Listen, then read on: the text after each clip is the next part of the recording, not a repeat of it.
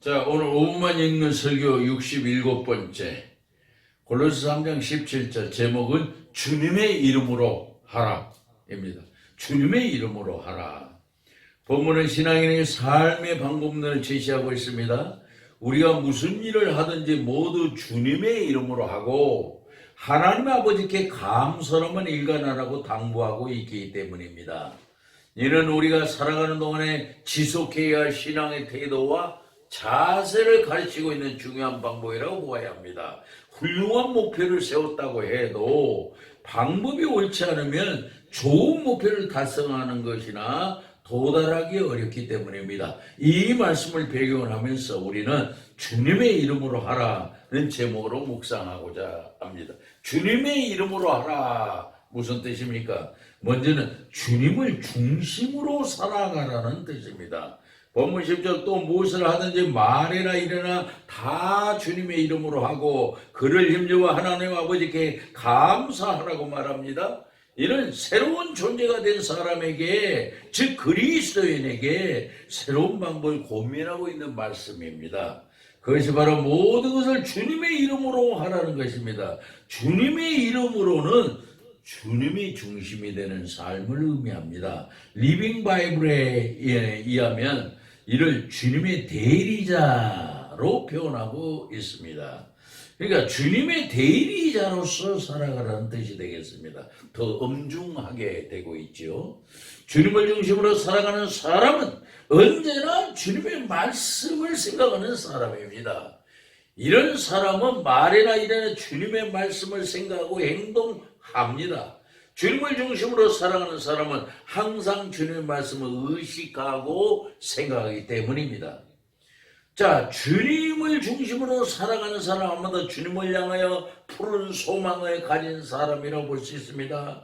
세상에 살지만은 주님을 향하여 늘 푸르고 싱싱한 소망의 꿈을 가지고 살아가기 때문입니다.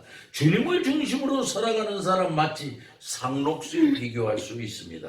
상록수는 겨울에 눈보라가 휘날려도 시들지 않고 푸른 생명력을 자랑하는 것처럼 늘 푸르고 싱싱한 기상을 발휘하기 때문입니다.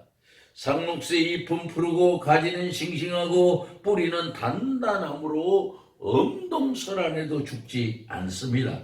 그러기에 주님을 중심으로 살아가는 사람은 매사에 주님을 중심으로 생각하고 행동하기에 늘 푸른 믿음을 발휘하며 살아가게 됩니다.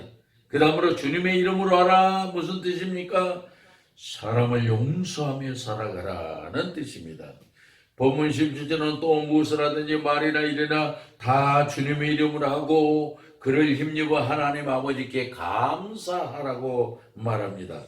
모든 것을 주님의 이름으로 하는 사람은 타인을 용서하며 살아가는 사람이라고 할 수 있습니다. 이 세상에서 가장 어려운 일은 내게 잘못한 사람을 용서하는 일이기 때문입니다. 나를 힘들게 하고 나를 화나게 하는 사람, 그리고 나에게 큰 손해를 끼친 사람을 용서하는 일이야말로 가장 어려운 일이 아니고 또 무엇입니까? 우리가 사람을 용서하려면 일단 상대방의 잘못을 받아들이고 간용할 수 있어야 합니다. 이는 잘못에 대해 복수하려는 마음이 아니라 오히려 은혜를 베풀어야 하기 때문입니다. 타인을 용서하는 일은 내 생각, 내 힘으로는 도저히 할 수가 없습니다. 그래서 주님의 이름으로 하지 않으면 안 됩니다. 마태복음 18장에 엄청난 빚을 탕감을 받고도 작은 빚을 진 사람을 감옥에다 가둔 사람이 나옵니다. 성경은 이 사람에 대해서 악한 사람이라고 표절을 붙이고 있습니다. 그런데 알고 보면 이런 악한 사람은 다른 사람이 아니라 바로 용서하기 어려운 나의 모습입니다. 나 자신은 주님으로부터 더 크게 잘못한 것을 용서를 받고도 남의 작은 잘못을 용서하지 못하고 있기 때문입니다. 그런데 이런 어려운 용서도 내 힘으로는 안 되지만 주님의 이름으로 하면 가능하게 된다는 것입니다. 이는 실로 놀라운 일이 아닐 수 없습니다. 마지막으로 주님의 이름으로 하라. 무슨 뜻입니까? 모든 일에 감사하며 살아가라는 뜻입니다. 본문 10절은 또 무엇을 하든지 말이나 일이나 다 주님의 이름으로 하고 그를 힘입어 하나님의 아버지께 감사하라고 말하고 있습니다. 감사하라는 겁니다. 남을 용서하는 쉽지 않지만 항상 감사하는 것도 쉬운 일이 아닙니다. 우리에게는 불평하기가 더 쉽지 감사하기가 더 어렵기 때문입니다. 아마도 이런 것은 우리가 훈련되지 않은 때문이라고 볼 수 있습니다. 그래서 선진국에서 어려서부터 아이들에게 죄송합니다, 감사합니다 그렇게 훈련시키는 것 같습니다. 이것이 입에 붙도록 몸에 배이도록 만들어야 가능해진다는 거예요. 정말 일마다 때마다 감사할 수 있는 일은 훈련된 사람만 가능합니다. 모든 걸 주님의 이름으로 하는 사람은 모든 일에 감사하는 사람입니다. 그리스도인을 거듭난 새 사람은 일마다 때마다 감사할 수 있어야 한다는 뜻입니다. 감사는 훈련이 되어 있어야 이것도 가능해집니다. 알고 보면 우리의 삶은 좋은 일보다는 안 좋은 일이 더 많은 삶, 기뻐하기보다는 기분 나쁘고 불평할 일, 원망할 일이 더 많은 편입니다. 그런데도 주님을 의지하고 주님을 생각하여 어떤 환경이나 상황에도 감사하도록 훈련해 나가라는 뜻입니다. 저는 얼마 전에 아버지를 잃은 노천에게 말로 하기 어려워 위로의 문자 메시지를 보낸 적이 있습니다. 그런데 그 처녀는 36년 동안에 내게 좋은 아버지를 허락하신 하나님께 감사합니다 하는 답신을 보내왔습니다. 저는 그것을 보고 가슴이 뭉클한 적이 있습니다. 그때 저는 주님을 의지하는 믿음의 사람은 어떤 환경에서도 감사로 승화할 수 있다는 사실을 크게 배우게 되었습니다.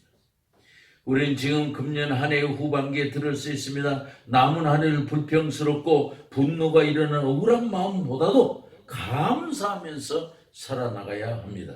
그리하여 새로운 에너지를 만들어 살아가는 저와 여러분이 되시기를 바랍니다. 기도하십시다. 주님, 우리로 말이나 일이나 다 주님의 이름으로 하는 믿음의 사람이 되게 하소서. 남은 한 해를 더 많이 용서하며 살아가게 하소서.